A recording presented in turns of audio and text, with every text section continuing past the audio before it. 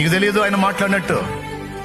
నీ కోసం, నీ పక్షంగా ఆయన మాట్లాడాల్సిన వాళ్ళతో మాట్లాడతాడు. ఆయన చేయాల్సిన విధంగా కార్యాలు చేస్తాడు. ఆయన ఏం కంగారు పడాల్సిన అవసరంలా, నువ్వేం గందరగోళం అవ్వాల్సిన అవసరంలా. ఎవరితో మాట్లాడితే నీకు మేలు కలిగిద్దో, ఎవరితో మాట్లాడితే కార్యాలు జరుగుతాయో, మాట్లాడాల్సిన వాళ్లతో ఆయనే మాట్లాడుతాడు. దిగులు పడదో. విశ్వాసము గలదానవై ఆయన సన్నిధిని ప్రేమించు.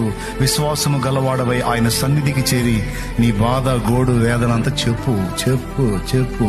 మనుషులకు చెబితే ఓసారి వింటారు, రెండోసారి చెబితే ఈ మనిషి కనపడితే మైండ్ తింటున్నాడు రా అనుకుంటారు. 10 మంది దగ్గరికి వెళ్ళి నీ బాధ 10 సార్లు 10 మందికి చెప్పుకునే కంటే ఆ 10 సార్లు ఒక్క దేవుడు, నీ ప్రభు అయిన యేసు దగ్గరికి వెళ్ళి చెప్పుకో 10 సార్లు.